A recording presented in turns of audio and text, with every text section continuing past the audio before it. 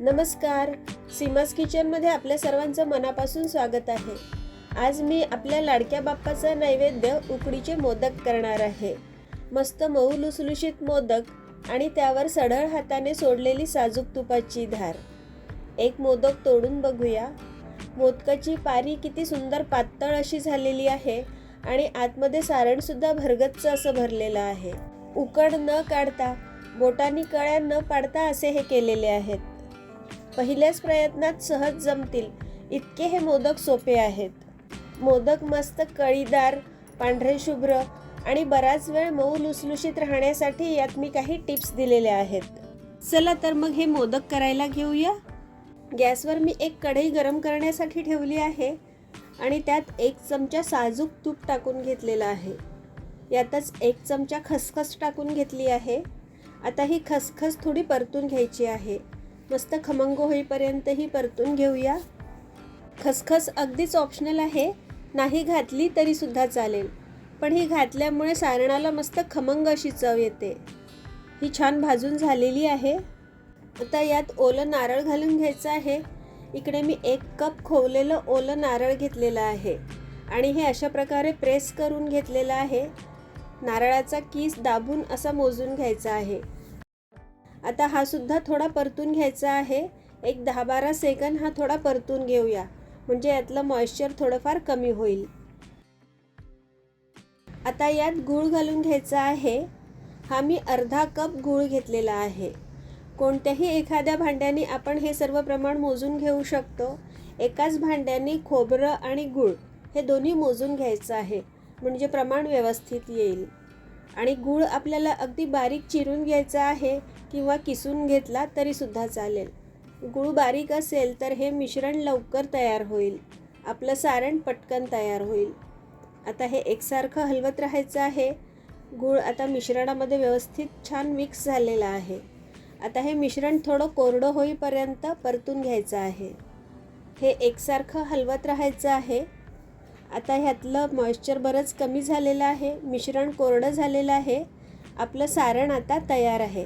आता गॅसची फ्लेम बंद करूया आणि ह्यात मी इकडे फ्लेवरसाठी 1 चमचा वेलची पावडर घेतलेली आहे, ही टाकून घेऊ. गॅसची फ्लेम बंद केल्यानंतर वेलची पावडर घालायची आहे, म्हणजे हिचा स्वाद असाच टिकून राहतो. वेलचीच्या ऐवजी तुम्ही यात थोडी जायफळ पावडरसुद्धा घालू शकता. आता हे सारण गार होऊ द्यायचं आहे. तोपर्यंत तांदळाचं पीठ भिजवून घ्यायचं आहे.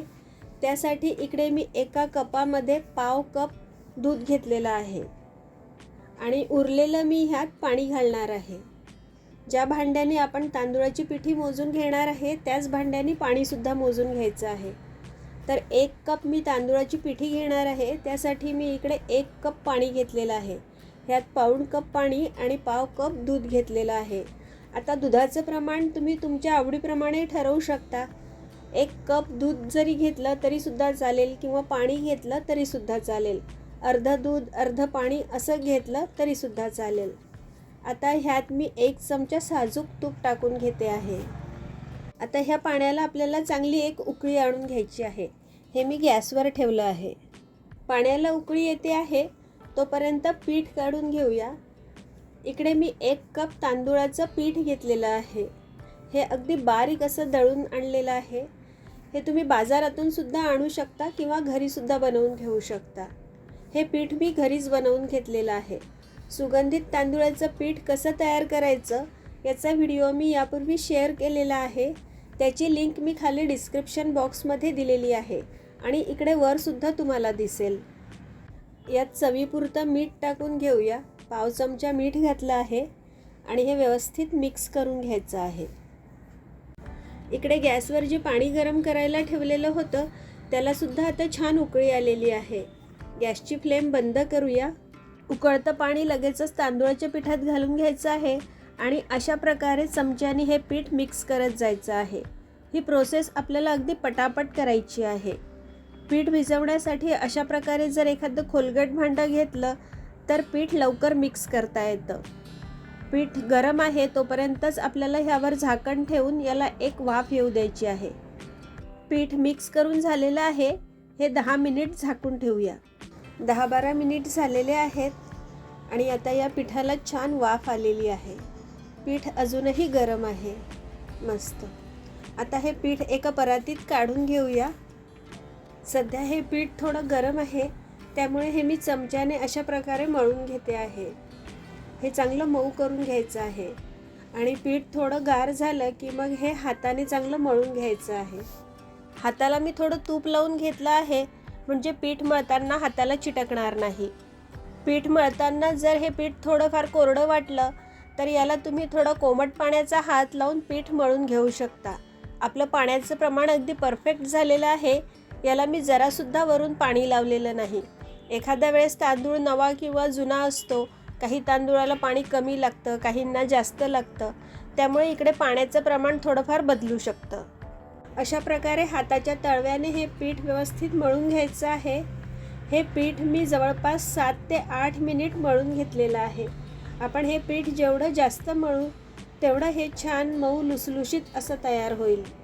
हे पीठ व्यवस्थित मळून झालं आहे का हे कसं कळेल, तर यासाठी असा एक छोटा गोळा घ्यायचा आहे आणि अशा प्रकारे 2 बोटांनी याला साईडला असं प्रेस करायचं आहे. अशा प्रकारे. आता ह्याच्या साईडच्या कडांना आपल्या भेगा गेलेल्या नाही आहेत, म्हणजे हे पीठ अगदी व्यवस्थित मळून तयार आहे. जर भेगा गेल्या तर पीठ जरा मळावं लागेल. मोदक वाफवण्यासाठी इकडे मी ही चाळणी घेतलेली आहे आणि यात एक केळीचं पान टाकून घेतलं आहे. ह्याला थोडं तूप लावून घेऊया. केळीचं पान नसेल तर चाळणीला थोडं तूप लावून घ्यायचं आहे, म्हणजे मोदक खाली चिटकणार नाहीत. मोदक करण्यासाठी पीठ मळून तयार आहे. आता ह्यातला एक छोटा गोळा घ्यायचा आहे. राहिलेलं पीठ अशा प्रकारे ओल्या रुमालाने झाकून ठेवायचं आहे. सारणसुद्धा तयार आहे. माझ्याकडे हा एक साचा आहे, यानेच मी मोदक तयार करणार आहे. सध्या असे साचे बाजारात इझिली अवेलेबल आहेत, म्हणजे हाताने पारी न करता, बोटांनी कळ्या न पाडता मस्त एकसारखे कळीदार असे मोदक तयार होतात. याला सुरुवातीला एकदा आतून थोडं तूप लावून घ्यायचं आहे. हा जो गोळा आहे हा पुन्हा एकदा थोडा मळून घ्यायचा आहे आणि याला मी असं शेप दिलेला आहे. हा साच्यामध्ये भरून घ्यायचा आहे अशा प्रकारे आणि हा साचा बंद करायचा आहे. नंतर याला अशा प्रकारे मध्यभागी पहिले प्रेस करायचं आहे, म्हणजे याचं टोक अगदी व्यवस्थित येईल. नंतर साईडने आपल्याला बोटाने अशा प्रकारे प्रेस करत जायचं आहे आणि जे जास्तीचं पीठ आहे ते काढून टाकायचं आहे. आतून अगदी पातळ पारी होईल इतपत आपल्याला हे हळूहळू प्रेस करत जायचं आहे अशा प्रकारे. आता हा आतमध्ये छान असा खोलगट भाग तयार झालेला आहे. आता यात सारण भरून घ्यायचं आहे. अशा प्रकारे थोडं थोडं सारण घालायचं आहे आणि प्रेस करत जायचं आहे. जेवढं मावेल तेवढं भरपूर असं सारण भरून घ्यायचं आहे अशा प्रकारे. आता हे थोडं प्रेस करून घ्यायचं आहे आणि आता ही मोदकाची पारी बंद करायची आहे अशा प्रकारे. जर कमी पडलं तर असं थोडं आपण इकडे वर एक्स्ट्रा असं लावू शकतो. असं करून हा मोदक आता आपण बंद करून घेतलेला आहे. अशा प्रकारे हे व्यवस्थित प्रेस करून घ्यायचं आहे. आपला हा मोदक आता तयार आहे. काढून बघूया. वा, किती सुंदर असा मोदक बनून तयार आहे. ह्याला किती छान एकसारख्या अशा कळ्या आलेल्या आहेत आणि हा मोदक अगदी सोप्या पद्धतीने बनवून तयार झालेला आहे. मस्तच. याच पद्धतीने राहिलेले सर्व मोदकसुद्धा करून घेऊया. तुम्हाला जर हाताने मोदक वळता येत असतील तर या पिठाचे तुम्ही हाताने सुद्धा मोदक वळून घेऊ शकता. ते मोदकसुद्धा खूप छान तयार होतात. पारीसाठी पीठ भिजवताना यात दूध आणि तुपाचा वापर केला आहे, त्यामुळे हे मोदक 24 तास मऊसूत असे राहतात. जर बराच वेळ झाला असेल तर हे मोदक पुन्हा एखादा मिनिट वाफवून घ्यायचे आहेत, म्हणजे हे मऊसूत होतात. सर्व मोदक तयार आहेत आणि या आकाराचे हे 15 मोदक तयार झालेले आहेत. इकडे गॅसवर मी कढईत पाणी गरम करायला ठेवलेलं आहे. पाण्याला छान उकळी आलेली आहे. त्यावर हे मोदक ठेवून घेऊया आणि यावर झाकण ठेवून हे 15 ते 20 मिनिट वाफवून घ्यायचे आहेत. 15 मिनिट झालेले आहेत आणि हे मोदक वाफवून तयार आहेत. हे थोडे गार होऊ देऊया. उकड न काढता किती झटपट सुबक असे मोदक तयार झालेले आहेत। याची पारीसुद्धा अगदी पातळ झालेली आहे, आतलं सारणसुद्धा दिसतं आहे, शिवाय वाफवताना हे जराही फुटलेले नाहीत।